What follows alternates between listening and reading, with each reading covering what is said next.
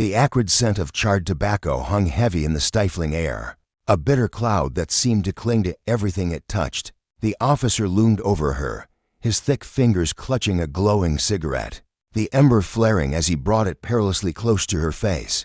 His lips twisted into a cruel, self-satisfied smirk, a grotesque mask of triumph that revealed the malice simmering beneath his weathered exterior. "You people think you can just stroll in here like you own the place," he snarled, his voice dripping with venom, each syllable a barbed lash meant to wound. His eyes glinted with contempt, expecting her to cower, to shrink beneath the weight of his authority, but she didn't flinch. Her gaze blazed with a fierce cocktail of pain and unshakable defiance, a silent storm brewing behind her steady stare. He wanted fear, submission, anything but the unwavering resolve she radiated, a strength that seemed to mock his petty display of power. This wasn't the first time someone had tried to strip her of her dignity, to grind her spirit into dust beneath their heel. She'd faced it before: whispered slights, cold shoulders, blatant disrespect. But this moment was different. It unfolded like a fevered nightmare, raw and unprovoked, a scene ripped from the darkest corners of her imagination. She had stepped into the precinct that morning with no grand announcement, her posture relaxed yet deliberate, her faded jeans and simple blouse a stark contrast to the rigid uniforms around her. She wasn't there in any official role. This was personal, a quiet errand she'd never dreamed would spiral into such degradation. Yet, from the instant her foot crossed the threshold, his eyes had latched onto her, narrowing into slits of suspicion. He didn't need words to judge her. His gaze alone was a sentence, a condemnation delivered without trial. "What are you doing here?" His voice sliced through the hum of the room, cold and accusatory, a blade honed by years of unchecked arrogance. She opened her mouth to respond, her tone calm but firm. "I'm here." The words barely left her lips before his hand shot up, a sharp gesture that cleaved her sentence in two. "Don't care," he barked, his words jagged and cutting. "You don't belong here. Step aside, or I'll make you." Each syllable was a dagger, slashing at her dignity, stripping away the humanity she carried so effortlessly. Around them, the other officers barely stirred, their eyes flickering briefly from their cluttered desks before returning to their paperwork. This wasn't shocking to them. It wasn't even unusual. It was routine, a quiet complicity that spoke louder than any protest. She stood her ground, her stillness a rebellion in itself. And as anger flared like a match struck against dry tinder, his voice roared through the room, a thunderclap that rattled the stale air. "I said step back." Before she could utter a word, his hand clamped around her arm, fingers digging into her flesh with bruising force. The sudden jolt sent a shockwave of pain up her limb, but her expression remained a fortress, unyielding. "You're under suspicion for loitering." "Got ID?" He didn't wait for her to answer, yanking her toward a chair with a roughness that made the room feel smaller, the walls pressing in as if conspiring with him. Whispers rippled through the space, soft and insidious, accompanied by stifled chuckles from the shadows. She felt the weight of their stares, a chorus of silent judgment, but she didn't resist, not yet. Her pulse hammered in her ears, not from fear, but from a fury that churned just beneath her composed surface, a molten river waiting to erupt. "Search her," he snapped, his command a whip crack that jolted another officer from his hesitation.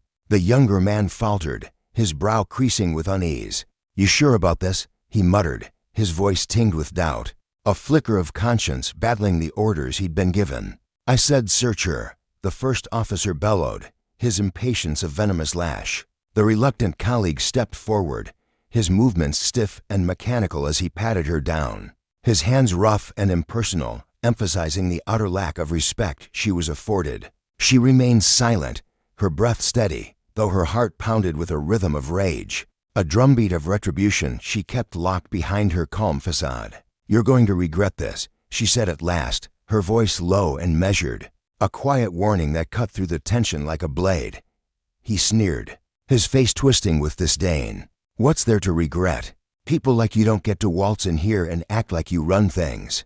The humiliation reached its peak as he fished a lighter from his pocket, flicking it to life with a metallic click. He leaned in, the cigarette's glowing tip hovering inches from her skin, its heat a taunting promise of pain.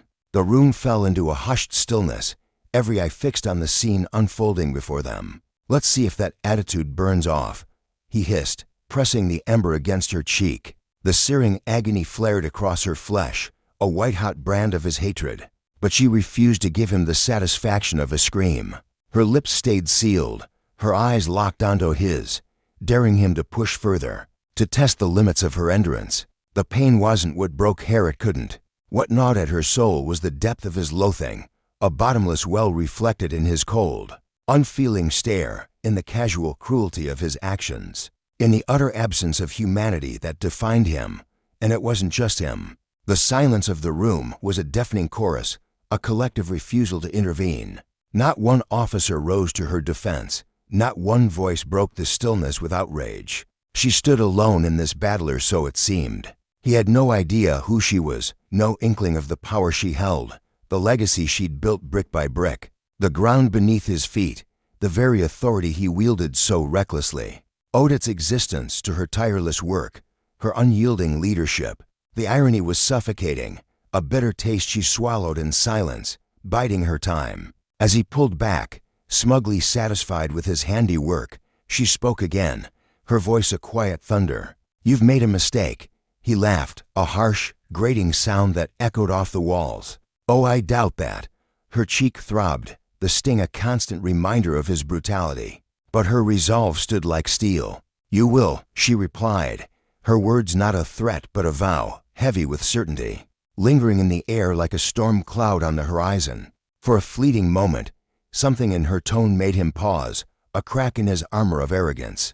But he quickly shrugged it off, muttering, "We'll see about that," as he turned his back on her, dismissing her as nothing. What followed would ripple through the precinct like a wildfire, a reckoning that would leave no one untouched. The man who'd held the cigarette, who'd reveled in his petty tyranny, would soon wish he'd never crossed her path. The events about to unfold would expose festering secrets, dismantle careers built on corruption, and flip the narrative on its head. How could one act of prejudice, one fleeting moment of unchecked power, unravel an entire system? How could she transform from victim to victor in mere days? The answer lay in her quiet strength, her hidden authority, and the devastating revelations she carried like weapons waiting to be unsheathed. Inside the precinct, the air had been thick with the stench of stale coffee and the relentless clamor of ringing phones, a chaotic symphony of a place teetering on the edge of order. Desks overflowed with files, papers spilling onto the floor in haphazard piles, while officers moved with the weary efficiency of men accustomed to the grind. Among them was Sean Hartley, a sergeant whose abrasive presence was a storm cloud over the department. At 37, his broad shoulders and sharp jawline might have once suggested strength, but years of bitterness had carved deep lines into his face, turning his features into a map of resentment. He thrived on control, on the rush of bending others to his will, his temper a live wire sparking at the slightest provocation. To him, the badge wasn't a shield of justice, it was a cudgel, a tool to wield against those he deemed beneath him. She, on the other hand, was Maya Thompson, a woman whose life had been forged in the crucible of adversity. At 42, she was the chief of police, a title earned through decades of relentless determination. Born in a weathered neighborhood on the city's fringes, she'd grown up watching her single mother scrub office floors. Under the dim glow of fluorescent lights, her hands raw from labor, her spirit unbowed, Maya had seen the system's failures up close, friends lost to its indifference, families fractured by its vices, and it had ignited a fire in her to change it. She'd clawed her way up the ranks, not with bravado, but with a quiet, unshakable resolve. Her integrity a beacon in a world too often shrouded in shadow. Statewide, she was revered, a figure of justice who wielded power with care, her actions speaking louder than any boast. That morning, she'd arrived unannounced, blending into the crowd with her casual edgins faded at the knees, a navy blouse that hung loosely over her frame, her hair swept back in a no-nonsense ponytail, her leather tote bag swung lightly at her side. A humble companion to her understated presence, she trusted her instincts over polished reports, her visits a ritual to peel back the precinct's polished veneer and see the truth beneath. But she hadn't anticipated this, not the venom in Hartley's eyes, not the brutality that would greet her. As she stood there, cheek burning, rage simmering. She knew the lesson this moment would teach. Justice wasn't just a principle to uphold, it was a force to wield against those who abused their power. And the consequences, they would be swift, merciless, and unforgettable. A testament to the strength of one woman against a system too long steeped in silence. In the sprawling precinct of Greenfield, a place where the air buzzed with the quiet hum of authority, Sean Hartley strode through the corridors as if he owned every inch of the polished tile. Beneath his boots, his badge gleamed on his chest, a polished emblem he wore not just as a symbol of duty, but as a shield, a talisman that seemed to absolve him of any wrongdoing in his own mind. To the untrained eye, his record was pristine, a flawless ledger of service that sparkled on paper like a freshly scrubbed countertop. But to those who crossed his path, especially the black citizens of the city, his actions painted a far uglier picture. Sean had carved out a reputation as a man who dismissed complaints with a flick of his wrist and bent rules until they groaned under the strain, always stopping just short of a line that would force the department to take notice. No formal reprimand had ever touched him, and that untouched status fed his confidence like dry wood to a hungry flame.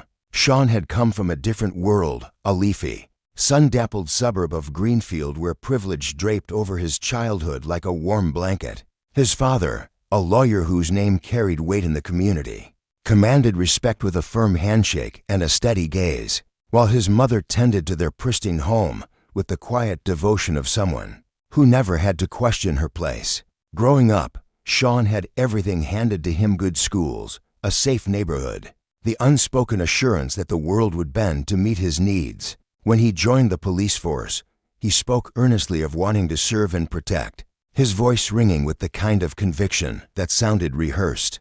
But to those who watched him closely, his colleagues, the people he swore to safeguard, it was painfully clear that his version of protection was selective, a privilege he extended only to those he deemed worthy, tall and broad-shouldered. His uniform always pressed to perfection, Sean cut an imposing figure. He demanded attention wherever he went. Though respect was a currency he rarely earned from the men and women who worked alongside him. That morning, the precinct doors swung open and Maya stepped inside, her presence subtle yet undeniable. She wasn't in uniform, and without the familiar shield of a badge pinned to her chest, she felt the atmosphere shift around her like a sudden drop in temperature. The room seemed to tighten, the air growing thick with unspoken judgments she could sense, but not quite name.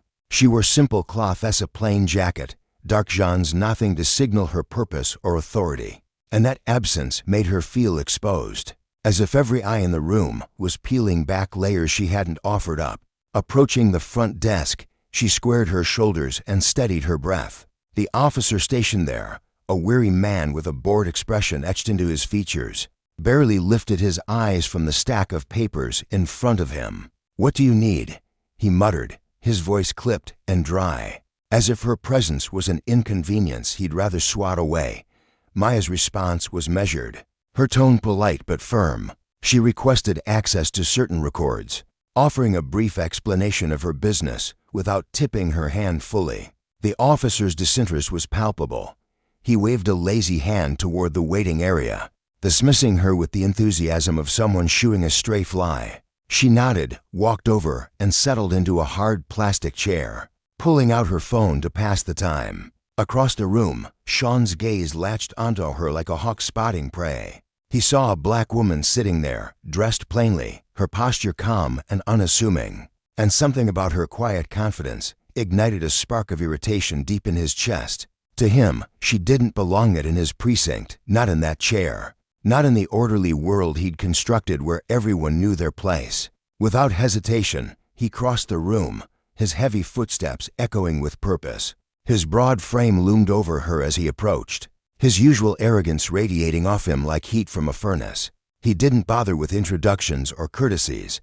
"What do you think you're doing here?" he demanded, his voice sharp enough to cut through the low murmur of the precinct. Maya looked up, her expression steady, and began to explain herself. But Sean wasn't interested in listening. He cut her off mid-sentence, his tone growing harsher with every word that spilled from his mouth. His questions morphed into accusations, each one more absurd than the last.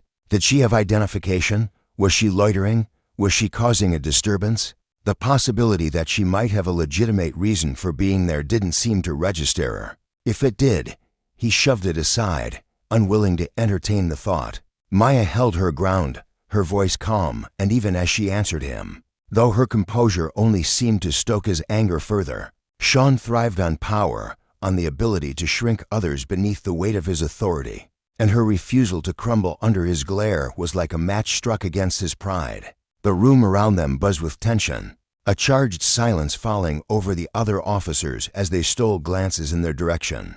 No one spoke up, no one stepped in.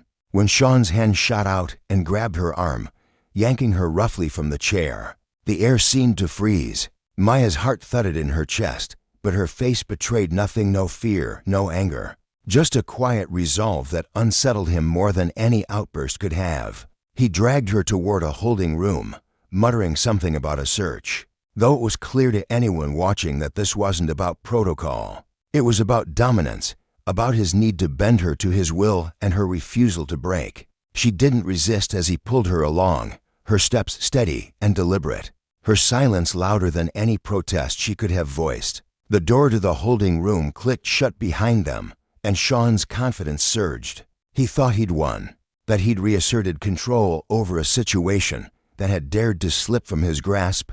The room was small and stifling, the fluorescent lights casting a harsh glow over the chipped paint and scuffed tile floor. Maya sat in a metal chair, her hands folded in her lap, her eyes locked on his with an intensity that made his skin prickle. He paced in front of her, his boots clicking rhythmically against the ground, each step a declaration of his authority. Inside, though, a storm brewed. He didn't know who she was, had no inkling of the reckoning. He'd just invited into his carefully guarded world, and that ignorance emboldened him further. He launched into a tirade, his words slicing through the air like a blade, accusing her of arrogance, of disrespect, of daring to exist in a space he'd claimed as his own. To him, her silence was submission, a victory he could savor. But to Maya, it was something else entirely, patience, a quiet strength that let him unravel himself with every venomous syllable he spat. Outside, the precinct hummed with its usual chaos, phones ringing, footsteps clattering down hallways, voices overlapping in a steady drone. But beneath it all lingered a thread of unease, a whisper that something was off. Officer Daniels, a young man with wide eyes and a nervous habit of shifting his weight from foot to foot, hovered near the holding room door. He'd been with the department just long enough to recognize Sean's patterns. The way he wielded his badge like a weapon, the way he pushed boundaries until they frayed. Daniels wasn't bold enough to challenge him outright, but as he stood there, his fingers twitching at his sides, doubt gnawed at him. He'd seen Sean bend the rules before, watched him intimidate people with that same kosher grin.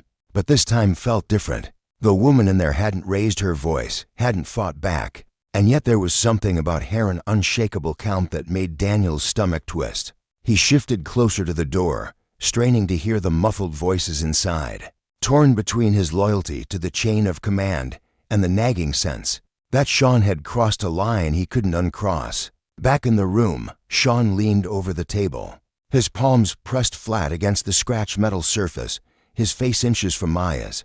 "You think you're better than everyone else, don't you?" he snarled, his voice dripping with contempt. "Walking in here like you own the place, like the rules don't apply to you. I've dealt with people like you before, always got something smart to say, always testing me." His breath was hot, his eyes narrowed to slits, but Maya didn't flinch. She met his stare, her own gaze steady and piercing, cutting through his bravado like a knife through cloth. "I'm not testing anything," she said, her voice soft but unyielding. "I came here with a purpose, but you decided that wasn't good enough for you, didn't you?" Her words hung there, simple yet sharp, and for a moment, Sean faltered. He wasn't used to Thessalonian, who didn't shrink, didn't grovel, didn't give him the reaction he craved. His jaw tightened, and he straightened up, his hands balling into fists at his sides. "You're not in a position to question me," he shot back, his tone rising. "I'm the one in charge here, not you." Maya tilted her head slightly, her lips curving into the faintest hint of a smile, not mocking, but knowing. "Are you?" she asked, her voice so calm it seemed to echo in the small space. The question hit him like a slap, and before he could stop himself, he slammed his hand down on the table, the sound ricocheting off the walls. "Watch your tone," he growled.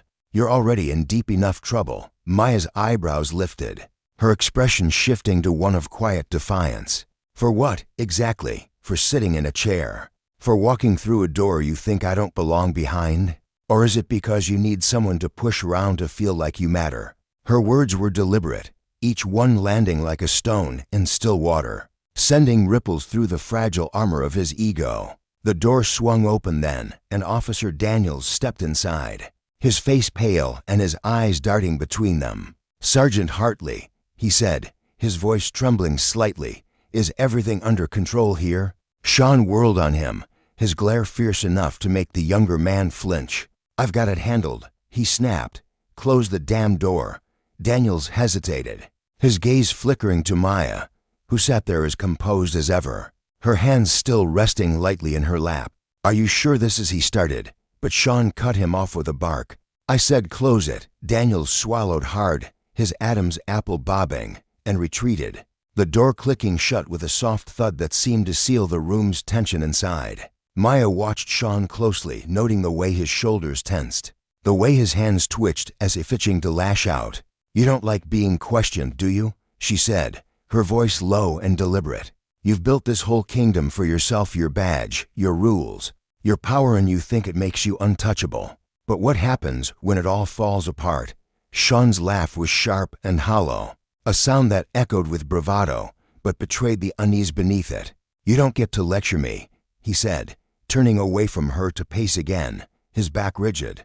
"You're just another nobody who thinks they can waltz in here and matter." Maya leaned back in her chair, her eyes never leaving him. "If that's what you think, then why are you so rattled? Why are you working so hard to convince me or yourself that you're in control?" The question lingered, unanswered, as Sean stopped pacing and stood in the corner, his back to her, his breathing heavy. Outside, the precinct carried on, oblivious to the storm brewing within those four walls.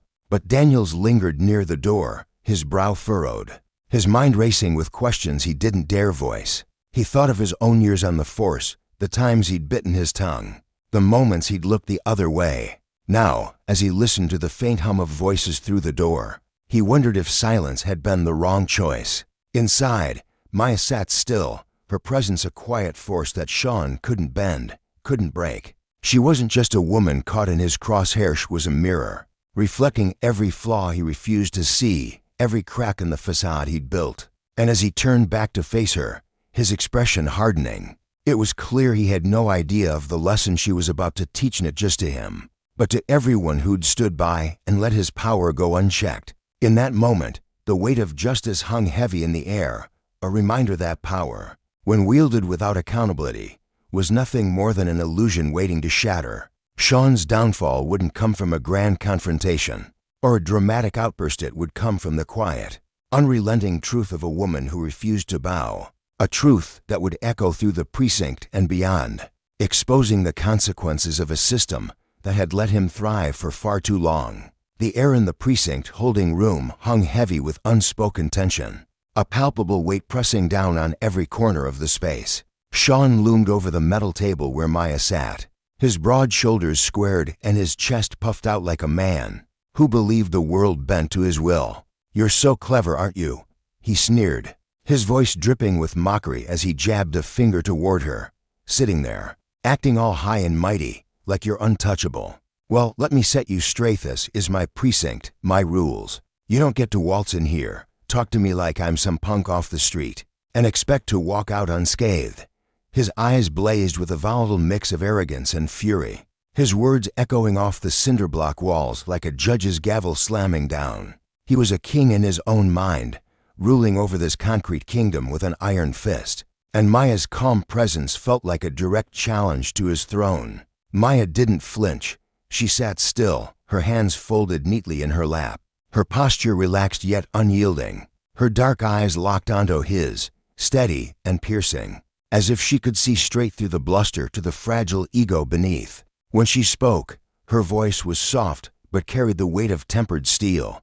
"You're right about one thing, Sean," she said, letting his name hang in the air like a quiet accusation. "I won't be leaving this place the same way I came in. But trust me's not for the reasons you're imagining." There was no trace of fear in her tone, no quiver of uncertainty. Instead, her words held a promise, a subtle undercurrent of inevitability that sent a shiver racing up Sean's spine. Though he'd never admit it, he took a deliberate step closer, his boots scuffing against the worn linoleum floor, his shadow falling over her like a storm cloud blotting out the sun. His voice dropped to a guttural growl, low and menacing, as he leaned in just enough for her to feel the heat of his breath. "You're playing a dangerous game, little lady," he hissed, his lips curling into a smirk that didn't quite reach his eyes. "And here's the thing you've already lost. You just don't see it yet." His confidence was a brittle shell, and deep down, in the recesses of his mind he refused to acknowledge, a flicker of doubt sparked to life. Who was this woman, sitting there so composed, so unafraid? Maya tilted her head slightly, her expression unwavering, and her reply cut through the air like a blade slicing through silk. "No, Sean," she said, her voice sharpening with every syllable. "You're the one who's lost. You just haven't figured it out yet." Her words landed with precision, striking at the core of his bravado, and for a fleeting moment, his mask slipped, his brows furrowed, his jaw tightened, and his eyes darted across her face, searching for a crack in her resolve. The room fell into a suffocating silence, the kind that pressed against your chest and made every breath feel like a struggle. Sean stared at her, his anger warring with a gnawing confusion he couldn't shake. For the first time in years, he felt the ground beneath him shift, as if he'd stepped too far out onto a ledge and only now realized the drop below. Outside the holding room, the precinct buzzed with a restless energy that bordered on unease. Officer Daniels lingered near the door, his lanky frame slouched against the wall, his fingers fidgeting with the edge of his uniform sleeve. He'd been with the department long enough to know Sean's temper was a force of nature unpredictable, destructive, and best avoided, but something about the situation felt different. His stomach churned with a vague, nagging dread, a sensation he couldn't quite pin down. He cast a glance toward his colleagues, catching the way their eyes flickered toward the holding room, their hushed whispers spreading like wildfire through dry grass. "Something's off," he heard Officer Ramirez mutter to another cop, her voice barely audible over the hum of the precinct's fluorescent lights. "She's too calm, too sure of herself. Sean's in deep this time, I can feel it." Daniels nodded absently, his gaze drifting back to the door. He wasn't the only one unsettled. The others felt it too, an instinct honed by years on the job, a gut feeling that Maya wasn't just some random troublemaker Sean could bully into submission. There was a quiet strength in the way she carried herself, a confidence that radiated from her like a beacon, hinting at depths none of them could fully grasp. Most of them didn't know her story, didn't have the pieces to put it together, but they couldn't shake the growing certainty that Sean had crossed a line he couldn't uncross. Back inside, Sean's frustration boiled over like a pot left too long on the stove. He slammed his palms onto the table, the sharp crack of flesh against metal reverberating through the room, and leaned in close, his face inches from hers. His voice was a harsh whisper, laced with venom and desperation. "You think you're untouchable, huh? You think you can sit there, looking down your nose at me like I'm nothing? Let me tell you something, sweetheart, people like you don't get to make the rules around here. You don't get to win." His breath was hot and ragged, his knuckles white as he gripped the table's edge, his entire body trembling with the effort to maintain control. Maya didn't blink. She met his glare head-on, her gaze unflinching, and when she spoke, her voice was a steady, unbroken line cutting through his chaos. "And people like you don't get to decide who matters," she said, each word deliberate and piercing. "You don't get to wield your power like a club, smashing anyone who dares to stand in your way, and expect there won't be a price to pay. When that price comes, and it will come, I hope you're ready to face it." Her words weren't loud, weren't shouted, but they carried a weight that hit Sean like a physical blow.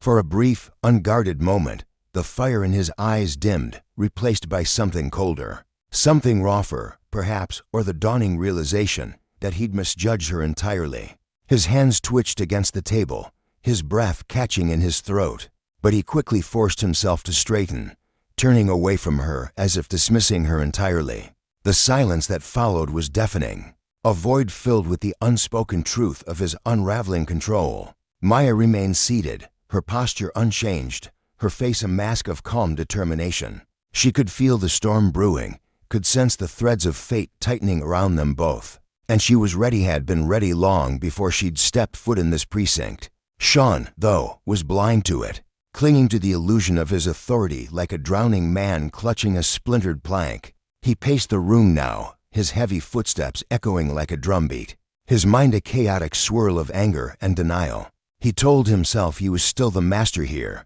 still the one calling the shots, but a small, buried part of him knew better. The grip he'd held so tightly was slipping, and he could feel it in the way his chest tightened, in the way his hands wouldn't stop shaking. Outside, the whispers grew louder, more urgent. As the precinct's usual clamor faded into an eerie hush, officers who'd once turned a blind eye to Sean's outbursts now watched with wide, cautious eyes, their curiosity tinged with a growing unease.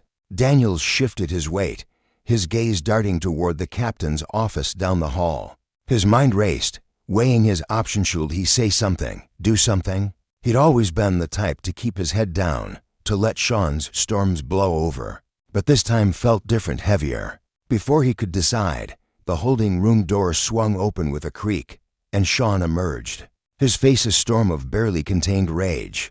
His jaw was clenched so tight it looked like it might crack. His fists balled at his sides as he stormed past his colleagues without a word. The air seemed to shift in his wake, thick with the weight of his fury and something else, a humiliation, perhaps, or the first cracks of defeat. Maya stayed behind, still seated in the holding room, her calm demeanor unshaken. She knew this was only the opening act, the first move in a game she'd been preparing for longer than anyone realized. Her mind was sharp, piecing together every detail, flicker of fear in Sean's eyes, the unease rippling through the precinct, the inevitability of what was to come. She wasn't here by accident, wasn't some helpless victim caught in his web.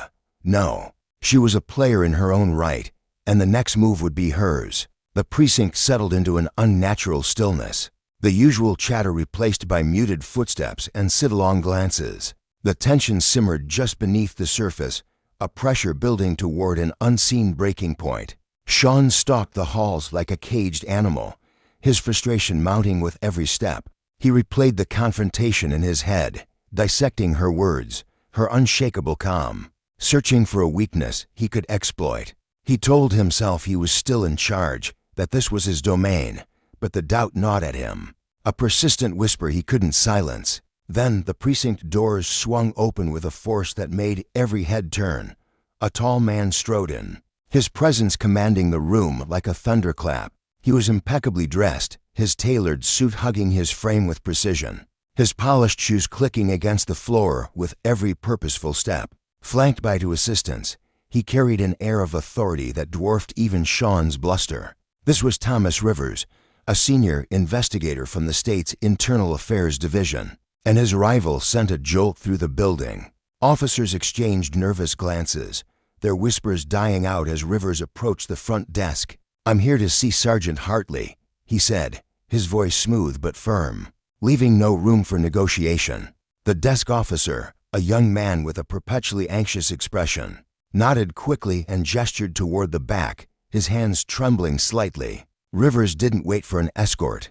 He moved through the precinct with the confidence of a man who knew exactly where he stood, his sharp eyes scanning the rows of desks as he passed. The officers fell silent, their curiosity warring with a growing dread. When he reached Sean, who was leaning against a file cabinet with a scowl etched deep into his face, the tension in the room thickened to a breaking point. "Sergeant Hartley," Rivers began, his tone even but laced with an undeniable authority.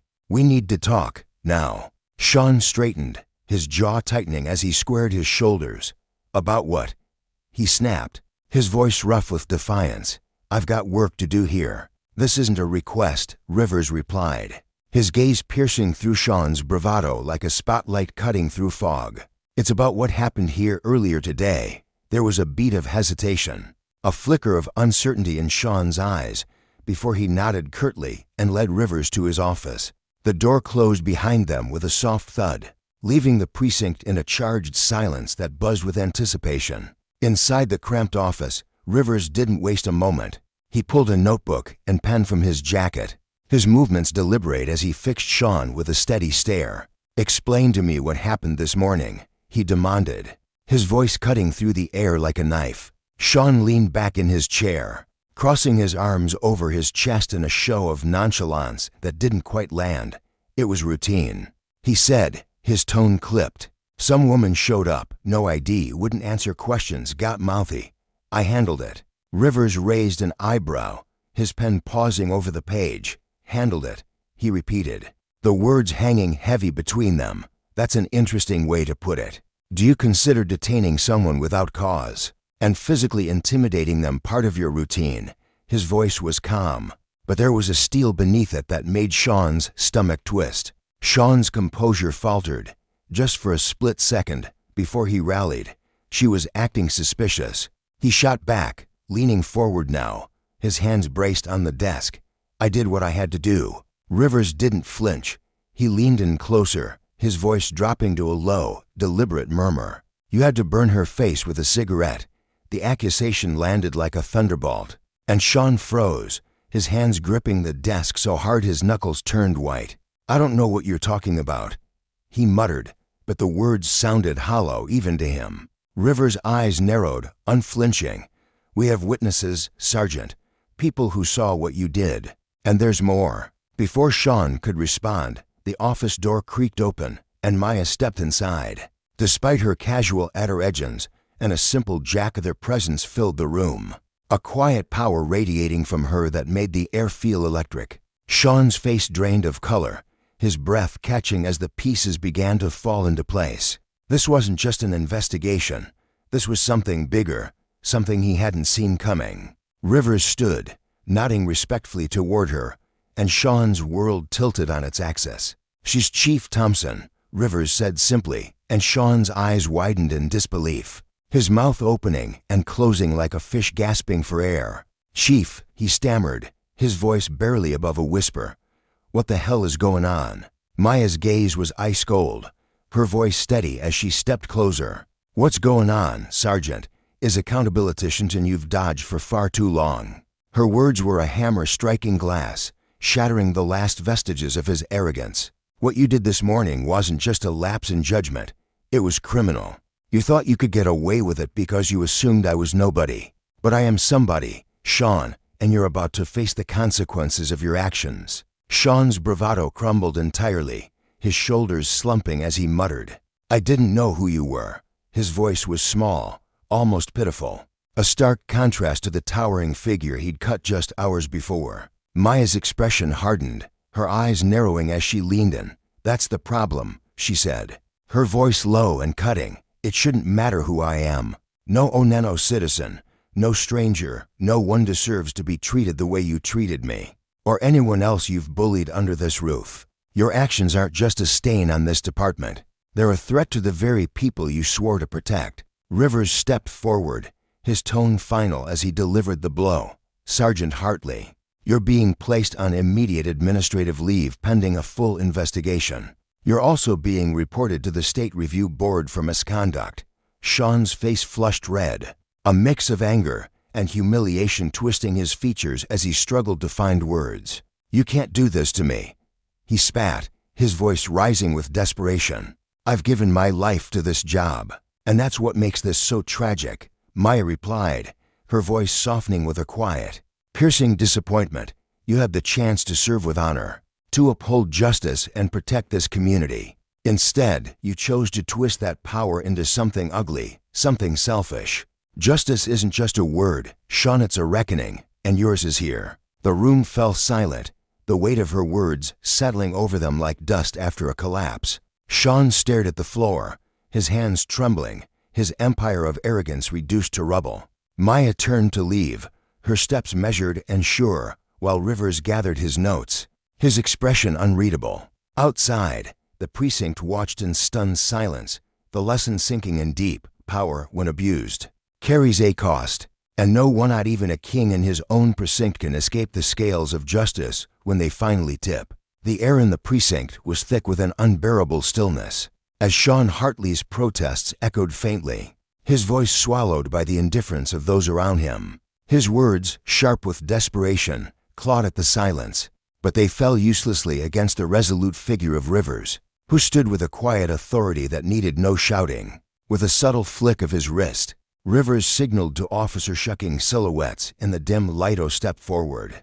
Their boots thudded against the worn linoleum, a slow, deliberate rhythm that seemed to mark the end of an era. They flanked Sean, their hands firm but not cruel, guiding him toward the precinct's heavy double doors. His once proud shoulders slumped under the weight of his unraveling life, the swagger that had defined him now reduced to a pitiful shuffle. The room watched in stunned silence, a gallery of wide-eyed officers frozen in place, witnessing the fall of a man they'd once thought invincible. Sean Hartley, the untouchable giant who'd ruled with an iron fist, was being stripped bare before their eyes, his career disintegrating like ash in the wind. At the heart of this storm stood Maya, her presence a beacon of calm amid the chaos.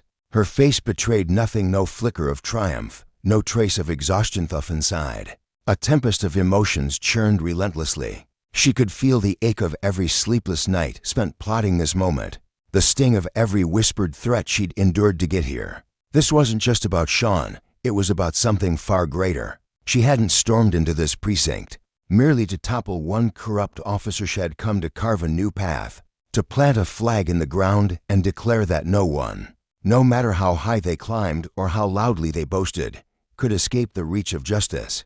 As the doors swung shut behind Sean with a hollow clang, she turned to Rivers, her voice steady but laced with an urgency that cut through the tension. "This isn't just about one man falling," she said, her eyes searching his for understanding. "There's a sickness here, a culture that's festered too long. It needs to change." Rivers met her gaze, his weathered face softening with a nod. "It starts with leadership, leaders like yours, Chief. We'll make sure this doesn't get swept under the rug." Maya's eyes swept the room, locking onto every officer in turn, her stare a silent challenge. "I'm not here to burn this place to the ground," she told them, her voice rising just enough to fill the space. "I'm here to rebuild it, and I need every single one of you to decide where you'll stand when the dust settles in the side of progress or the side of ruin." The silence that followed was suffocating, a heavy shroud draped over the precinct. The hum of tension buzzed in the air, electric and unyielding, as the officers grappled with the weight of what they'd just seen. Sean Hartley, man who'd swaggered through these halls, his arrogance a shield, his intimidation a weapon, had been led away in handcuffs, his bravado shattered like glass under a hammer. The image lingered in their minds, his head bowed, his wrists bound, his power stripped away in an instant. Maya remained at the center, her composure unshaken, though her heart thundered beneath her ribcage. She was no longer just a figure in the shadows, she was a force, a quiet hurricane that demanded respect without ever raising her voice. Then, from the edge of the room, a voice broke the stillness, tentative, unsteady, like a crack in a dam. Officer Daniels, a middle-aged man with graying hair and a face etched with years of quiet compromises, stepped forward. His hands fidgeted at his sides, betraying the turmoil roiling within him. "Chief Thompson," he began, his voice barely above a whisper, "I didn't know. I didn't realize who you were." Maya turned to him, her expression a mask, though her eyes burned with the weight of unspoken truths. She let his words hang there, the silence stretching taut between them, before she replied. "That's the problem, Daniels," she said, her tone measured but piercing. "It shouldn't have mattered who I was. This isn't about my title or my badge. It's about how this department runs. Show men like Sean Hartley get to twist their power into a weapon, while everyone else pretends not to see." Daniels swallowed hard, his Adam's apple bobbing as shame crept up his neck, staining his cheeks red. "I never supported him," he stammered, his voice cracking under the strain. "You have to believe me." Maya studied him, her gaze unrelenting, peeling back the layers of his excuses. "Did you ever call him out?" she asked, her voice softening but never losing its edge. "Did you ever step in, or did you just keep your head down, hoping someone else would carry the burden?" Daniel's eyes dropped to the floor, his shoulders sagging as the truth settled over him like a lead cloak. "I thought it wasn't my place," he admitted, his voice barely audible. I was afraid. Maya tilted her head, her tone sharpening. Afraid of what? Losing your job? Your comfortable little corner of this precinct? What about the people Sean crushed under his heel? How do you think they felt, walking in here, knowing no one would stand up for them, knowing justice was just a word on a plaque somewhere? Across the room, another voice piped up, younger and trembling with uncertainty. Officer Ramirez, barely out of his 20s, his uniform still crisp with newness, shifted uncomfortably. I didn't know it was that bad, he said, his words faltering as he struggled to justify himself. I knew he could be rough, but he trailed off, his eyes darting nervously. Maya turned to him, her calm unwavering, but her words firm as steel. You knew enough, she said, cutting through his hesitation. Don't act like this is some grand surprise. The signs were there with complaints piling up, the whispers in the break room. But it was easier to look away, wasn't it? Easier to let it slide than to stand up to a bully like Sean. Her words crashed over the room like a wave, relentless and unyielding, forcing every officer to confront the reality they'd ignored for too long. Some averted their eyes, unwilling to face her judgment, while others stared back, wrestling with the bitter truth she'd laid bare. For years, they'd let a culture of silence take root, feeding it with their inaction. Now, that culture was being torn apart, brick by brick, right in front of them. Rivers stepped into the fray, his voice a low rumble that broke the oppressive quiet. Chief Thompson, we'll need your formal statement to push this forward, he said, his tone pragmatic but resolute. Not just about today, about everything. We're digging into Hartley's past, reopening old cases, going through his record with a fine-tooth comb. Maya nodded, her posture rigid with determination. Good, she replied. But don't stop at him. This isn't just one bad apple, it's the whole damn orchard. We need new policies, better training, real accountability. Every piece of this machine needs to be taken apart and put back together right. Rivers dipped his head in agreement, his expression grim but resolute. It'll take time, he warned, and it'll take leadership people can believe in. Maya's eyes swept the room again, taking in the sea of face, some defiant, some uncertain, all contemplative. That leadership starts with you, she said, her voice ringing with conviction. It's not enough to say you're not the problem. You have to be the solution. If you see something rotten, call it out. If someone's crossing the line, hold them accountable. That's how we earn back trust, not just in these walls, but out there, with the people we swore to protect. Daniel spoke again, his voice hesitant but earnest. What if we don't know where to start? He asked, his eyes pleading for guidance. What if we've been tangled up in this mess so long we don't even know how to unravel it? For the first time, a flicker of warmth softened Maya's stern features, a glimmer of compassion breaking through. Change isn't easy, Daniels, she said gently. It's messy, and it forces us to face things we'd rather bury. But it begins with a choice to do better, to be better. If you're ready to make that choice, I'll be right here, walking you through it every step of the way. The room fell quiet again, but this time, it wasn't the silence of shame or dread. It was the silence of introspection, of men and women staring down the crossroads of their own making, realizing they could choose a different path on that led to something greater than the fortress of corruption they'd built. As Rivers began barking orders to his team, organizing the first steps of the investigation, Maya slipped out of the holding room and into the precinct's main hall. Eyes followed her every move, a mix of awe and unease flickering in their depths. She knew this was just the opening chapter of a long, grueling saga that would test her resolve at every turn. But beneath the weight of that knowledge, a spark of hope flickered to life, fragile but undeniable. Change was possible. She could feel it in the air, taste it in the quiet shift of the precinct's pulse. Daniels approached her again, his steps cautious as he neared the front desk where she stood. Chief Thompson, he said, his voice thick with emotion. I just wanted to say I'm sorry for not speaking up sooner. Maya turned to him, her face unreadable but not cold. Don't apologize to me, she said softly. Apologize to the people who suffered because we all stayed silent. Then do better. That's all I want from you. He nodded, his expression resolute, a man newly determined to rewrite his story. I will, he promised, and she believed him. The precinct hummed with renewed energy as the investigation kicked into gear, officers scurrying like ants under the weight of their new reality. Maya stepped outside, the cool March air hitting her face like a soothing balm after the stifling tension within. She inhaled deeply, her mind racing with the day's events and the monumental tasks still ahead. For a moment, she let herself stand still, savoring the quiet, feeling the gravity of what she'd set in motion. Her phone buzzed in her pocket, jolting her back to the present. She pulled it out, glancing at the screen, a message from Rivers. "We've got everything we need to move forward. The system's going to feel this one, Chief. Thank you." A faint smile tugged at her lips, fleeting but real, before she tucked the phone away. The system was trembling under the pressure she'd applied. But this was only the first crack in its foundation. There were still battles to wage, still lives to shield, still voices crying out for justice. She wouldn't rest until every shadow in this department was flooded with light. Turning back toward the precinct, a fierce sense of purpose settled over her like armor. The fight for justice stretched out before her, vast and daunting, but today it had gained ground. For Maya, that small victory was fuel enough to keep pushing forward. The days that followed would erupt into chaos.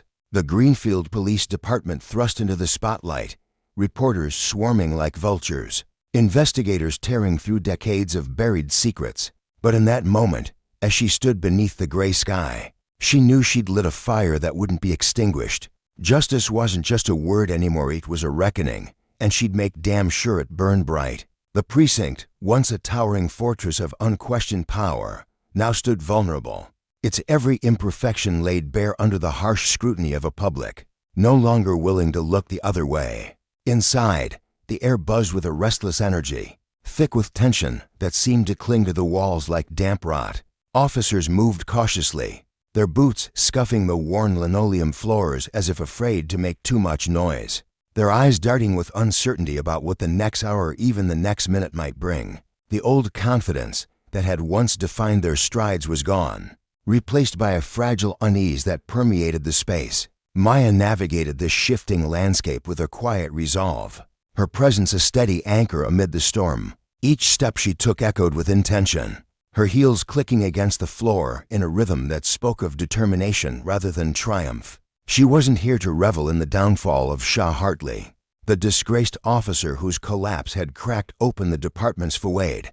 No, her focus was sharper, her purpose deeper. For years, she had toiled in the shadows, planting seeds for reform, waiting for the ground to shift. Now, with Hartley's ruin as the catalyst, that moment had arrived, a fragile window of opportunity she refused to let slip through her fingers. But the path forward was treacherous, lined with obstacles both visible and hidden, a battlefield of wills where every move she made was watched, judged, and resisted. Not everyone within these walls welcomed the winds of change she brought. Some clung to the old ways with a desperation born of fear, while others harbored a simmering resentment toward her for daring to challenge their world. Among them was Lieutenant Marshall, a grizzled veteran whose 20-plus years in the department had etched lines of weary cynicism into his face. He had risen through the ranks alongside men like Hartley, their careers intertwined like roots beneath the same unyielding soil. Marshall wasn't the type to bellow his defiance like Hartley had. His resistance was quieter, more insidious, a steadfast refusal to question the way things had always been. That reluctance, Maya knew, made him just as culpable, a silent partner to the corruption that had festered unchecked. One humid afternoon, as Maya sat in the precinct's cramped conference room, her pen scratching across a stack of policy drafts, Marshall approached. His shadow fell over her work, a looming presence that demanded attention. "I need a word," he said. His voice clipped, each syllable tight with barely restrained irritation. Maya didn't rush to respond. She finished the sentence she was writing, the ink bleeding slightly into the paper, before setting her pen down with deliberate care. Only then did she lift her gaze to meet his. "What's on your mind, Lieutenant?" she asked, her tone even, inviting but firm. Marshall crossed his arms, his broad shoulders hunching as if bracing for a fight. "This chaos you've unleashed," he began, his words sharp with accusation. "It's ripping us apart. You've turned the department into a damn circus. His eyes, narrowed and stormy, locked onto hers, searching for a crack in her composure. But Maya didn't flinch. She rose from her chair, her movements slow and measured, her expression a calm sea hiding the currents beneath. The department was already broken. "Marshal," she replied, her voice steady as stone. "I'm just shining a light on the fractures you've all pretended not to see." He let out a harsh scoff, the sound rough and dismissive. "You think dragging our reputation through the dirt is going to fix anything? You think tossing Hartley out and calling in the state will make people trust us again?" His frustration crackled in the air, a live wire sparking between them. Maya held his stare, unflinching. "Trust isn't handed out like a paycheck, Marshal," she said, her words cutting through his bluster. "It's earned, drop by drop. Right now, this department hasn't earned a damn thing. People walk by this building and feel dread, not safety.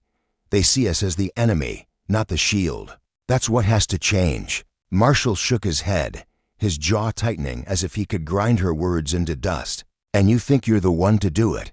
A handful of new rules and some shiny press releases, those won't erase decades of history." His voice dripped with skepticism, but beneath it lingered something else, a fear, perhaps, of a world he no longer understood. Maya stepped closer, her presence unwavering. "It's not about erasing the past," she said, her tone resolute. "It's about forging a future where this department stands for everyone, not just the ones who look like you or think like you. If you can't see that, if you can't get behind it, then maybe it's time to ask yourself if you belong here anymore." His face darkened, a storm cloud rolling over his features. For a moment, it seemed he might fire back, his lips parting as if to spit venom. But no words came.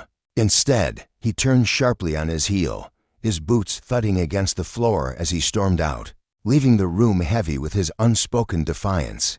Maya watched him go, a familiar weariness settling into her bones like an old ache. She knew this fight wouldn't be won with a single conversation. Resistance like Marshall's was a wall she'd have to chip away at, brick by stubborn brick.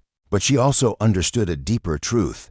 Justice, real justice, wasn't a gift bestowed by those in power. It was a prize wrested from their grip, earned through relentless effort and unyielding will. Beyond the precinct's walls, the community watched with a mix of fragile hope and hardened doubt. The air outside hummed with voiceless activists who had marched and shouted for years, now raised cautious cheers for Maya's efforts, their placards still stained with the ink of past protests. But many residents remained guarded, their trust eroded by cycles of broken promises and hollow reforms. They'd seen this dance before, a flare of outrage, a flurry of vows, and then the slow fade back to silence. Maya felt the weight of their skepticism like a stone in her chest, but she didn't shy away from it. Instead, she sought out their leaders, determined to bridge the chasm between her badge and their lives. One such meeting took place in the modest office of Reverend James Carter, a towering figure in the local black community whose voice carried the resonance of decades, spent advocating for the marginalized. The room smelled of aged wood and the faint musk of hymnals stacked in the corner, their pages yellowed from years of fervent use. Reverend Carter leaned back in his creaky chair, his sharp eyes studying Maya with the intensity of a man who'd seen too many false dawns. "You've kicked up quite a ruckus, Chief," he said, his deep voice rolling through the space like distant thunder. "Folks are talking, and not all of it's kind." Maya nodded, her hands resting lightly on the scarred wooden desk between them, her posture open but resolute. "I didn't come here to win a popularity contest, Reverend," she said, her words carrying a quiet strength. "I came to make things right." He raised a bushy eyebrow, his expression a blend of curiosity and challenge. "And you think getting rid of one rotten apple like Hartley is enough to call it progress? That man wasn't the root of this mess, was just a branch." "I know that," Maya replied, her voice steady as she met his gaze. "Hartley wasn't the sickness. He was a symptom of something bigger, something uglier. That's why this isn't just about him. It's about tearing down the culture that let him flourish, about holding every single one of us accountable, Meisel included." The Reverend tilted his head, a flicker of something soft respect, maybe crossing his weathered face. "That's a mighty big hill to climb," he said. "You're going to get pushback from your own people and plenty from mine too.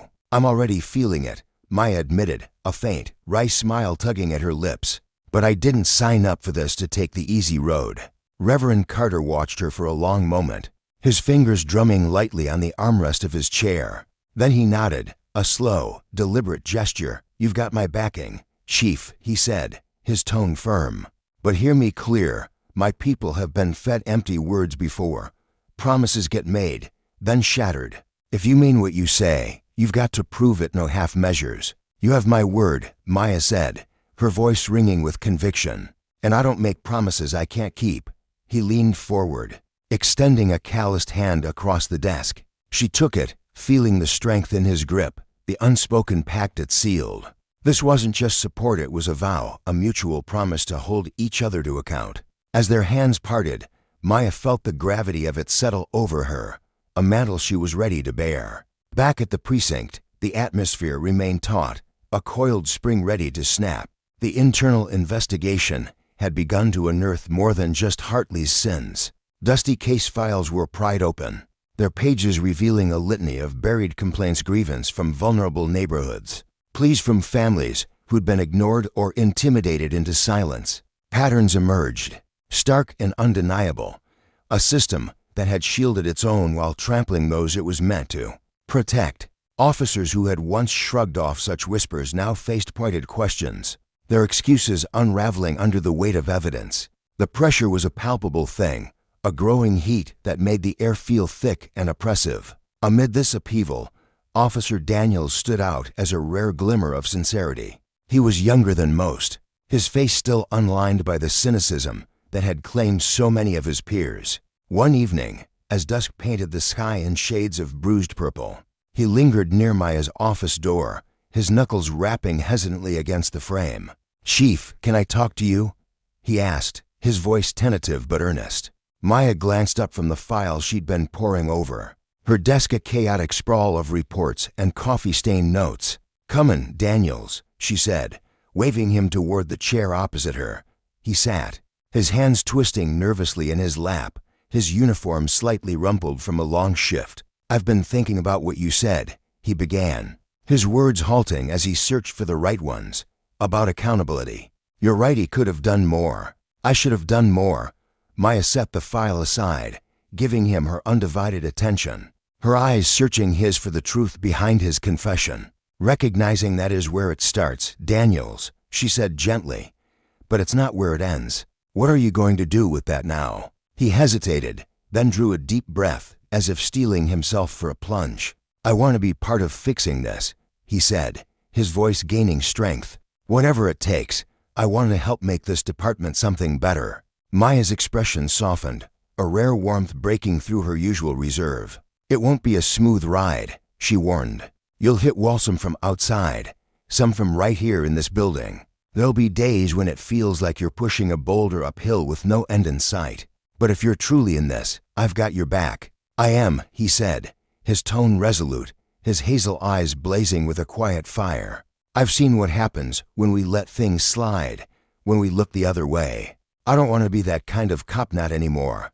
Maya nodded, a spark of hope flickering to life within her, fragile but real. Change was creeping in, slow as dawn breaking over a long night, and for the first time in years, it felt tangableckless enough to touch. The precinct itself seemed transformed, its usual clamor muted to a low, uneasy hum. The constant jangle of phones and the casual banter between officers had faded, replaced by hushed exchanges and sit-along glances. The weight of recent events pressed down on every corner, a reminder of the reckoning unfolding within these walls. Maya sat alone in her office, the desk a battlefield of paperwork files stacked precariously, proposals scribbled with revisions, reports detailing the rot she was determined to excise. Each page was a testament to the labor ahead, a mountain she'd chosen to climb. Her thoughts were interrupted by another knock, sharper this time.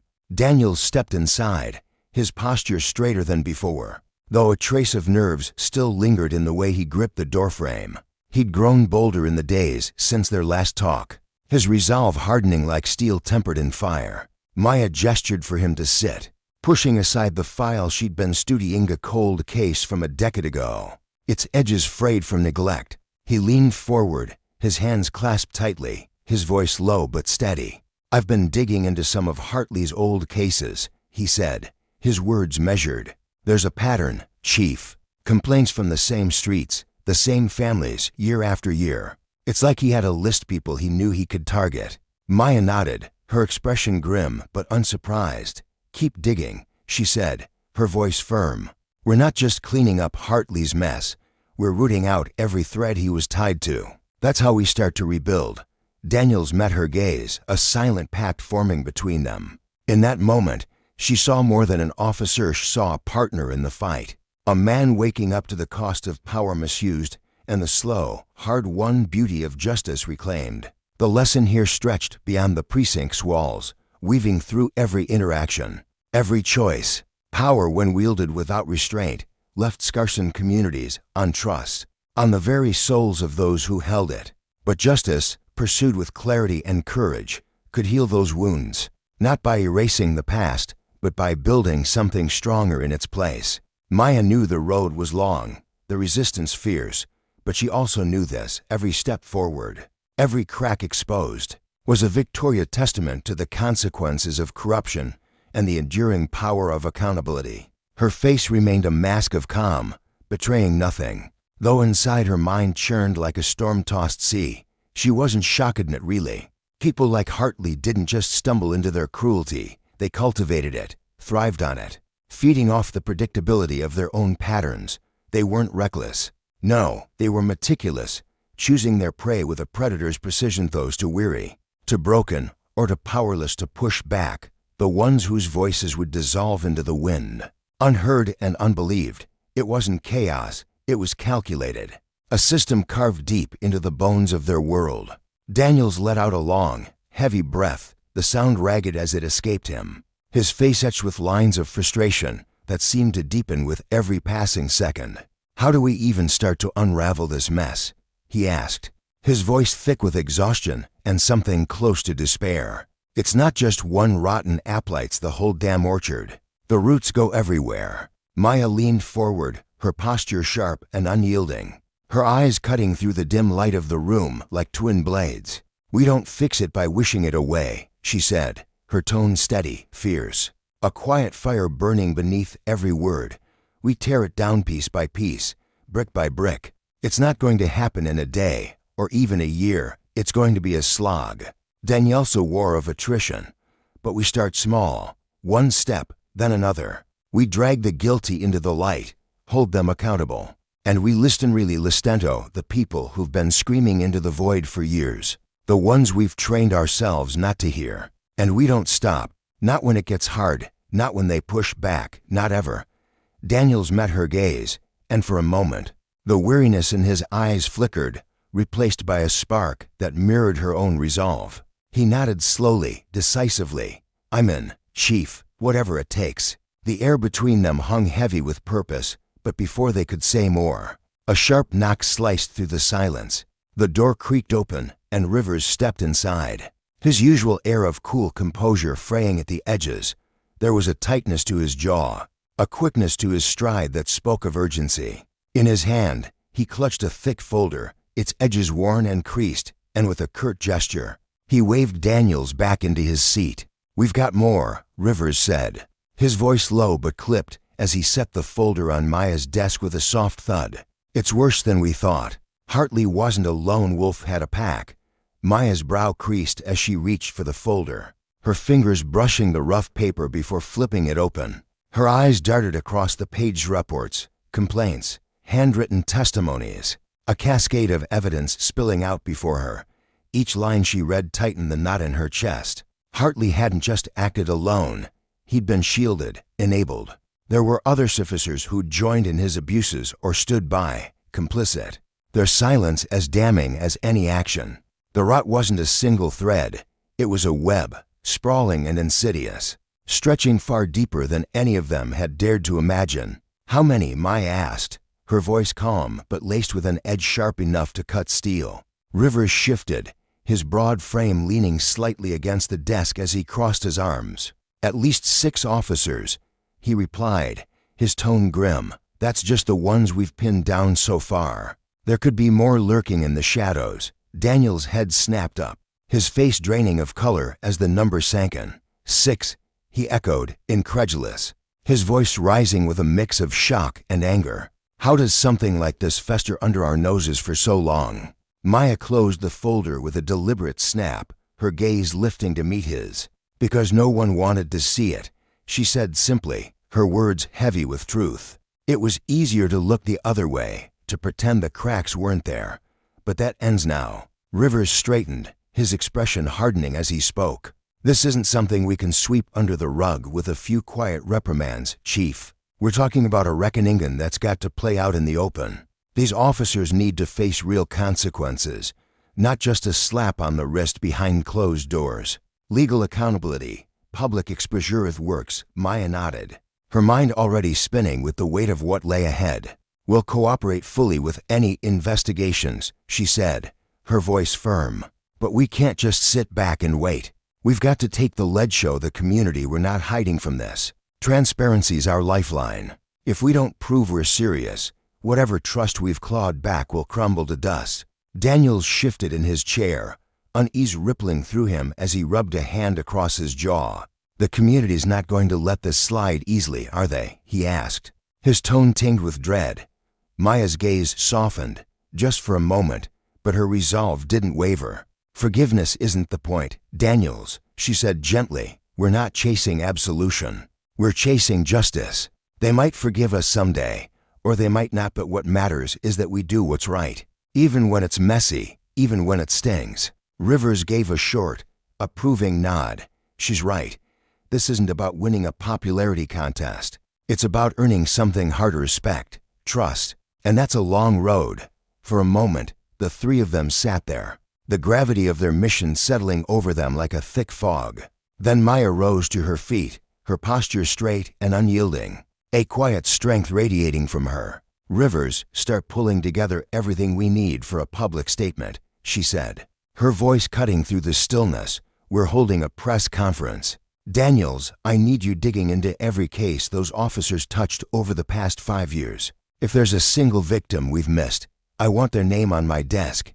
Daniels hesitated, his fingers tightening around the armrests of his chair, then gave a firm nod. Yes, Chief. As the two men filed out, Maya sank back into her seat, the leather creaking beneath her weight. Her mind buzzed, a whirlwind of thoughts crashing against one another. The scale of the corruption was dizzying, overwhelming but not unexpected. She'd always known the fight for change would unearth ugliness, that it would demand more than quick fixes or shallow promises. Still, knowing it in theory and staring it down in reality were worlds apart, and the road ahead loomed like a mountain she'd only just begun to climb. Her phone buzzed sharply on the desk, jolting her from her reverie. She glanced at the screen, a message from Reverend Carter. His words stark and direct. Heard about the latest developments. The community's watching. Don't let us down. Maya's thumb hovered over the keys, her chest tightening as she absorbed the weight of his trust. After a beat, she typed back, I won't, and set the phone down with a quiet clink. She turned to the window, her gaze drifting over the city sprawled out below, a patchwork of towering buildings and shadowed streets, a place pulsing with hope and despair in equal measure. It was hers to protect, hers to fight for, no matter how steep the cost or how long the battle. That evening, the precinct buzzed with a restless energy as officers gathered in the main briefing room for an all-hands meeting. The space was packed, the air thick with the murmur of voices and the shuffle of boots on the tiled floor. Faces reflected a spectrum of emotions, curiosity flickering in some, worry creasing others, and a quiet, simmering defiance in a few. Maya stood at the front, her presence steady and commanding, yet there was a warmth to her, a humanity that softened the edges of her authority. She let her eyes sweep across the room, taking in each officer, each story written in the lines of their expressions, before she spoke. I know these last few weeks have shaken us, she began, her voice ringing clear and strong, filling every corner of the room. I know some of you feel like the floor's dropped out from under you, and you're right. It has. The way we've done things show we've operated. How we've treated the people we swore to serve, it's not good enough anymore. Change isn't coming. It's here whether you're ready to face it or not. She paused, letting the words settle, watching as they rippled through the crowd. Some shifted uncomfortably, others nodded faintly, and a few stared back with hard, unyielding eyes. "I'm not here to burn this place to the ground," she continued, her tone softening but no less resolute. "I'm here to build something better, something we can stand behind without shame. But that means looking in the mirror, all of us, and facing the things we've let slide for too long. This isn't just about Hartley or the men who covered for him. It's about who we are, who we choose to be from this moment on." The room fell silent, her words hanging like a challenge in the air. She saw flickers of agreement, heads bowing in thought, but also the glint of resentment in those who clung to the old ways. Still, she pressed forward. "This is your shadow step up, to say this isn't us anymore. It's not an easy choice, and it's not a light one. If you're not ready, if you can't stomach the work, then maybe this isn't your fight, and that's fine.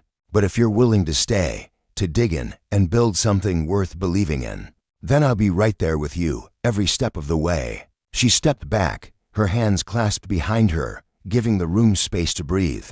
The silence stretched, taut and heavy, until Daniels rose from his seat near the front. His voice was steady, laced with a quiet conviction that cut through the tension. "I'm in." One by one, others follow attentive at first, their voices barely above a whisper. Then stronger, bolder, a chorus rising from the crowd. Not everyone joined, some stayed silent, their arms crossed or their eyes fixed on the floor. But Maya watched as something took root, a fragile, flickering beginning. It wasn't perfect, and it wasn't unanimous, but it was enough for now. In the days that followed, the precinct settled into an unfamiliar quiet, not the stillness of avoidance, but the hush of introspection. Officers moved through their routines with a new weight, some avoiding Maya's gaze, their resistance a palpable undercurrent, while others carried themselves with a purpose she hadn't seen before. She wasn't foolish enough to think a single speech could rewrite decades of habit, but she felt the shift subtle, tentative, like the first cracks in a dam before the water breaks through. Change, she knew, often started small, in the fractures and the fissures. The investigation into Hartley's network pressed on, relentless and unyielding. Rivers had thrown himself into the work, his usual calm demeanor fraying under the strain. Late nights blurred into early mornings, his tie perpetually askew, his sleeves rolled up to reveal forearms tense with exhaustion. The evidence he uncovered painted a picture bleaker than any of them had braced for. Corruption wasn't just Hartley's sin, it was a thread woven into the fabric of the precinct. A quiet agreement to shield certain officers, to bury certain cases. Each revelation was a triumph and a wound, a step toward justice and a stark reminder of how far they had yet to climb. One evening, as the precinct lights buzzed overhead, Maya sat in her office, surrounded by stacks of files that had become her silent sentinels. Across from her, Rivers slid a new report across the desk, his voice rough with fatigue. "We've mapped more of it," he said, his eyes shadowed but sharp. Hartley wasn't just a bad seed acting out his own grudges. He was part of something bigger, a group, a clique, call it what you will. They protected each other, covered each other's tracks. Maya's fingers tightened around the edges of the file, her mind racing as she absorbed the implications. Justice, she realized, wasn't just about punishing the guilty, it was about dismantling the structures that let them thrive, the silent pacts that turned power into a weapon. The lesson was bitter but clear. Unchecked authority bred corruption, and the consequences rippled far beyond the individual. As she looked at Rivers, then out at the city beyond her window, she knew this fight was only beginning, but it was a fight worth waging, no matter the cost. The air in the precinct felt thick, suffocating, as if it carried the weight of years of whispered agreements and hidden sins. Maya sat at her desk, her fingers trembling slightly as she turned the pages of the file in front of her. Each name she read stabbed at her like a dull knife. Officers she'd shared coffee with, laughed with, trusted with her life during late-night patrols. Her jaw clenched so tight it ached, her eyes narrowing as the reality of their betrayal sank deeper into her chest. She'd always known the job came with shadows, but this was a darkness she hadn't braced herself for. The room seemed to shrink around her, the fluorescent lights buzzing faintly overhead, casting a harsh glow on the papers that exposed an unspoken alliance, a pact among certain officers to shield one another, falsify reports, and bury complaints under layers of bureaucratic silence. It had been festering for years, a rot she'd walked past every day without realizing. "How many?" she asked, her voice cutting through the stillness. It was steady, deliberate, but beneath it simmered a quiet exhaustion, the kind that comes from carrying too much for too long. Rivers, her partner in this grim discovery, stood across from her, his broad frame leaning against the wall. His face was etched with the same weariness, but his eyes held a flicker of resolve. "At least a dozen," he replied, his tone heavy with the burden of proof. "And that's just what we can nail down right now. There are more, plenty more, but without hard evidence. It's going to be a hell of a fight to make it stick." His words hung in the air, a challenge and a warning all at once. Maya snapped the file shut, the sound sharp like a gunshot in the quiet room. She leaned back in her chair, the leather creaking under her weight, and let her gaze drift to the ceiling as her mind raced. A dozen men and women she'd called colleagues, maybe even friends, now reduced to names on a list of liars and cowards. The betrayal wasn't just personal, it was a wound inflicted on the entire community they'd sworn to protect. "What about the people out there?" she asked, her voice softer now, tinged with a desperate need to know. "Do they have any idea?" Rivers shifted, crossing his arms. "Not yet. We've kept it locked down, internal for now. But you know how this goes, it's a ticking clock. People are already whispering, and once the press catches the scent, they'll be all over it. The public will want answers, and they'll deserve them." Maya's lips pressed into a thin line, her resolve hardening like steel. "And they'll get them," she said firmly, meeting Rivers' gaze. "We can't bury this, Rivers. If we're serious about cleaning this mess up, we've got to let the light in every ugly corner of it. No more hiding, even if it tears us apart." Rivers nodded, a quiet respect shimmering in his expression. He'd always admired her backbone, the way she stood tall even when the ground beneath her was crumbling. "I'm with you," he said, his voice steady. "But you know what this means, right? For the department, for you. This isn't going to be clean or quiet." Maya's eyes didn't waver. "I didn't sign up for clean or quiet. I signed up to do what's right. If we let this rot fester any longer, we'll lose whatever trust we've got left, and we might never claw it back." Rivers leaned forward, his elbows resting on his knees, his voice dropping to a near whisper as if the walls themselves might betray them. "There's more. We've dug up something else. Hartley and his crew weren't just covering petty stuff. They were messing with big cases, violent crimes, missing persons profile stuff. If this breaks, it's not just the department that'll shake. The whole justice system's going to feel the tremor." Maya's breath caught in her throat, a slow exhale escaping as the enormity of his words settled over her like a lead blanket. She'd always known change would demand a price, but this was a reckoning, a storm that could uproot everything she'd spent her career building. Yet, as the weight pressed down on her, something fiercer burned inside, a refusal to let the corruption win. "Then we do what's necessary," she said, her voice unwavering despite the chaos swirling in her chest. "We drag it all into the open. No more secrets, no more shielding the guilty. Whatever it takes, we make this right." Rivers gave her a curt nod, his admiration unspoken but clear in the way he straightened up. "I'll start drafting the statement," he said, turning to leave. As the door clicked shut behind him, Maya let herself sink into a rare moment of stillness.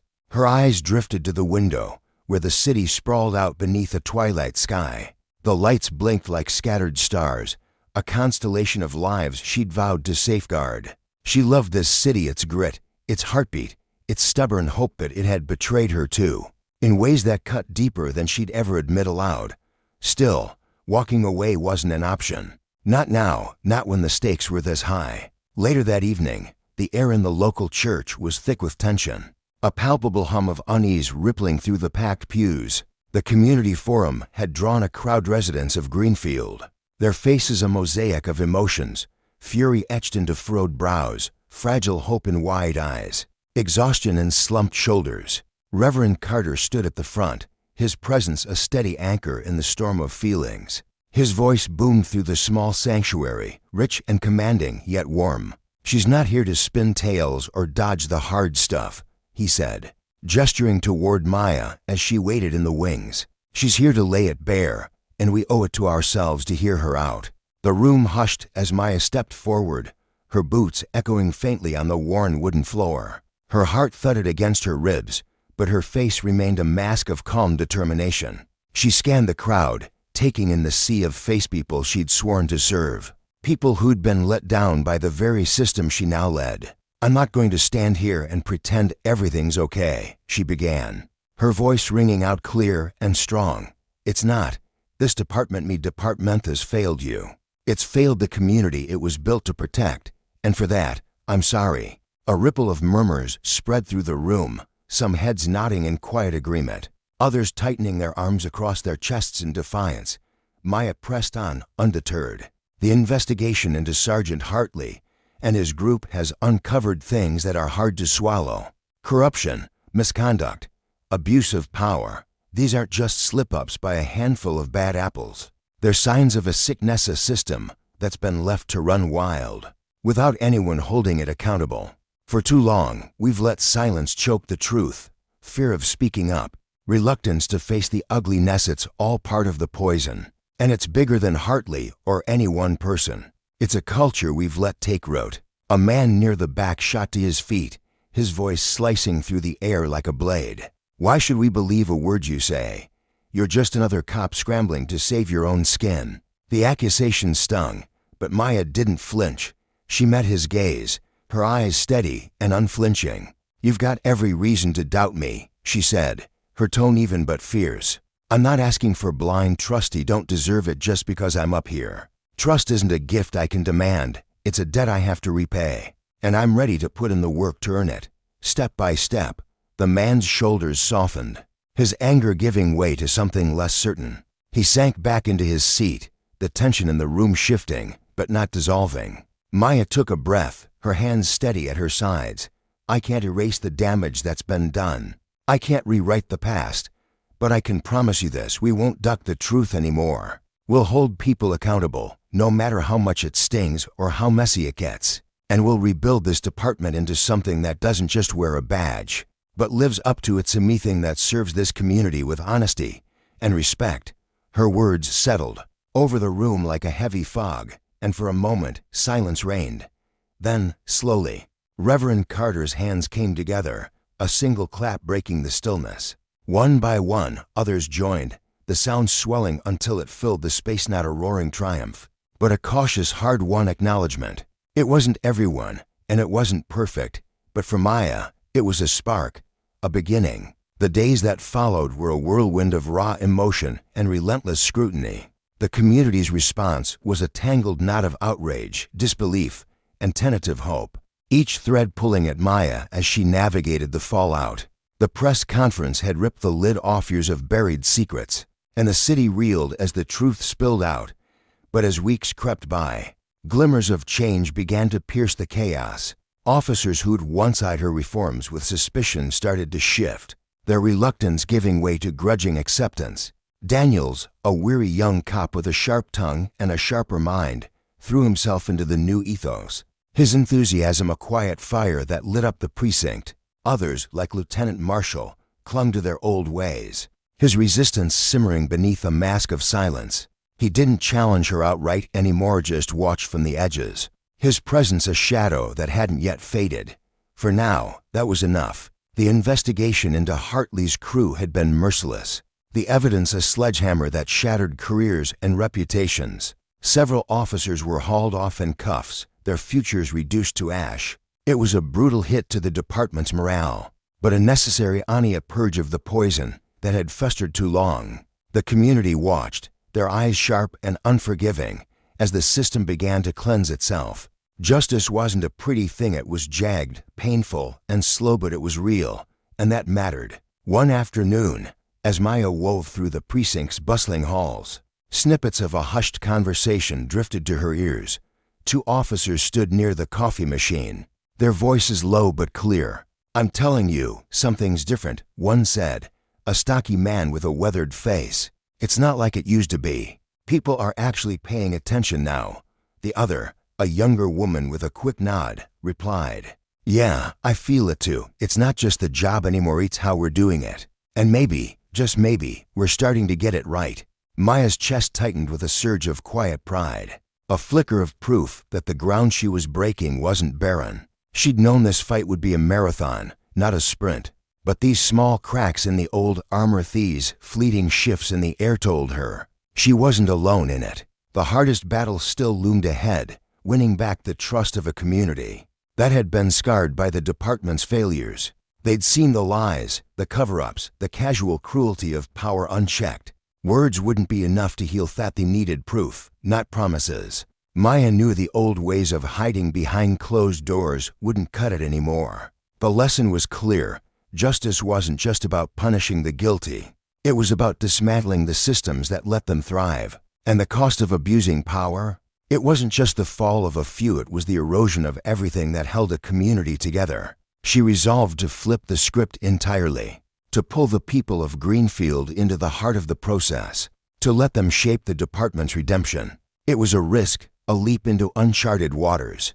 But anything less would be a betrayal of the fight she'd started, and Maya wasn't about to let that happen. The air in the community center was thick with tension and the faint scent of old coffee. As Maya stepped through the creaking double doors, her boots echoing against the worn wooden floor. She had been attending these gatherings for weeks now, her presence a quiet promise to the residents who filled the rows of folding chairs. She settled among them, her crisp chief's uniform a stark contrast to their faded jeans and weary expressions, and listened.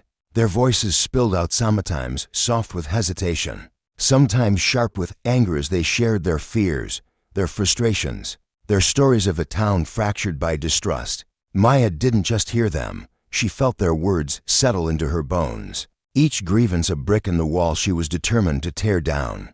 These town hall meetings had become a ritual, a weekly pilgrimage where people didn't just come to complain, they came to witness her resolve, to see if she'd falter or stand firm. And stand she did, even when the room erupted into chaos, accusations flying like shards of glass, cutting deep into her certainty. There were nights she left those meetings questioning everything: her purpose, her impact, her strength. But every time she faced the crowd again, answering their questions with a steady voice and meeting their pain with unflinching eyes, she saw something shift. The barriers of suspicion that had loomed so tall began to crack, then crumble, revealing a fragile but growing trust. One chilly evening, after a particularly grueling session where voices had risen to a fever pitch and tempers flared like wildfire, Maya stepped outside, her breath fogging in the crisp air. Exhaustion tugged at her limbs, but there was a spark of exhilaration flickering in her chest, a quiet thrill that came from knowing she hadn't backed down. Reverend Carter lingered near the entrance, his tall frame silhouetted against the dim streetlights, his face etched with a thoughtful calm that seemed to anchor the chaos of the night. "You've traveled quite a distance, Chief," he said, his voice a low rumble, warm yet unyielding. "I've watched these people change.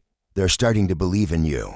They see you're not cut from the same cloth as the ones who came before." Maya offered a faint smile, her shoulders sagging under the invisible burden of the past few months. The weight wasn't just from the long hours or the endless battles, it was the realization that trust was a fragile thing, earned through relentless effort and easily shattered by a single misstep. "It's not enough yet," she replied, her voice tinged with a quiet resolve. "There's still so much ground to cover."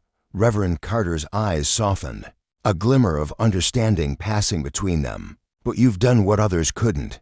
You've shown them hope isn't a lost cause, that the shadows of yesterday don't have to choke out tomorrow."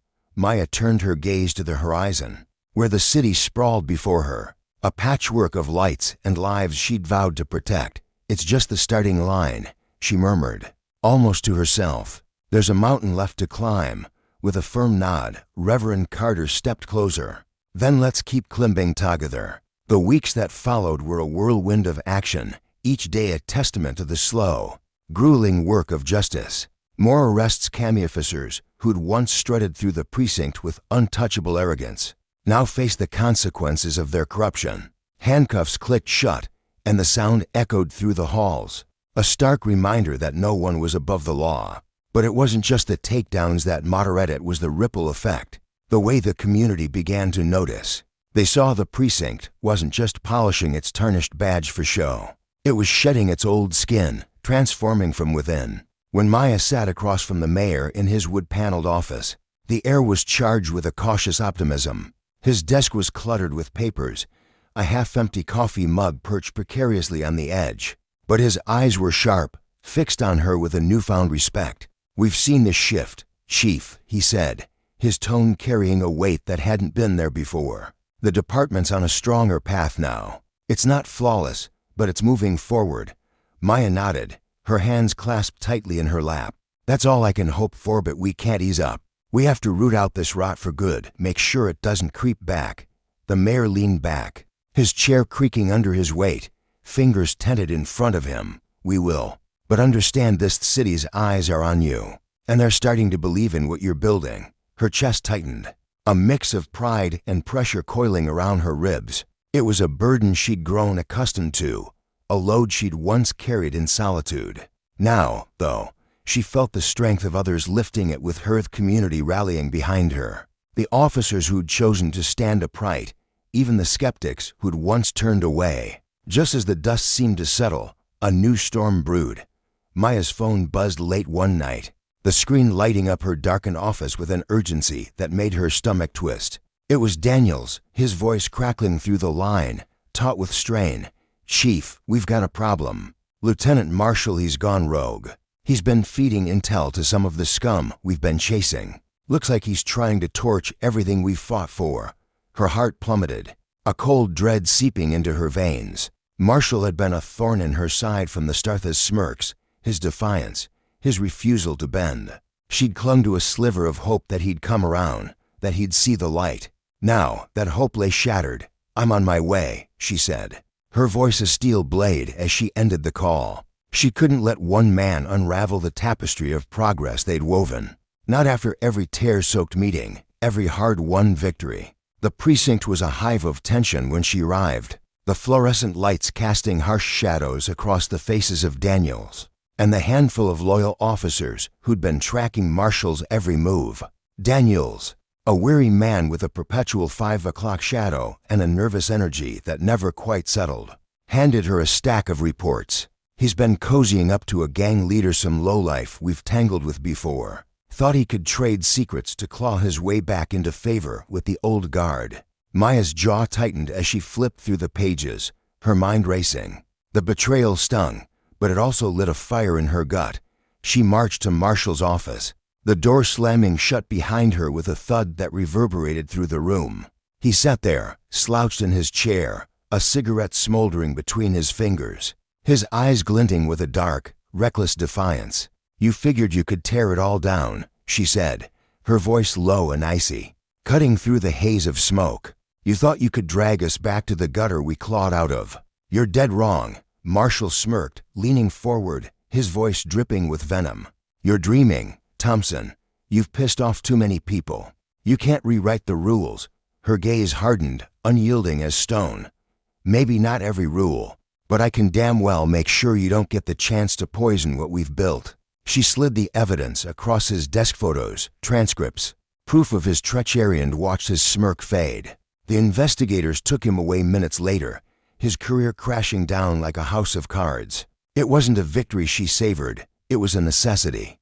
A bitter pill swallowed to protect the greater good. Justice demanded consistency, not favoritism. And she'd learned that lesson the hard way. As the chaos subsided, Maya stood at the precinct's entrance, gazing out at the officers who'd walked this jagged path with her. The sky was streaked with the soft hues of dawn, casting a gentle glow over the building that had once felt like a prison of corruption. They'd come so far through storms of doubt, through battles of will, and though the road stretched endlessly ahead, it finally felt like they were moving toward something true. The city's trust pressed down on her, a mantle she wore with quiet pride. But she wasn't alone anymore. The community stood with her, their voices a chorus of resilience. The officers who'd chosen integrity over complacency flanked her like sentinels, even the doubters, once so loud in their scorn, now watched with cautious hope. Together, they'd keep rebuilding brick by brick, heart by heart, until the precinct was a beacon of something honest, something they could all hold up with pride. The lesson was clear. Justice wasn't just a gavel strike, it was a daily fight, a promise kept, a reckoning for those who'd wield power like a weapon, and Maya would never stop fighting.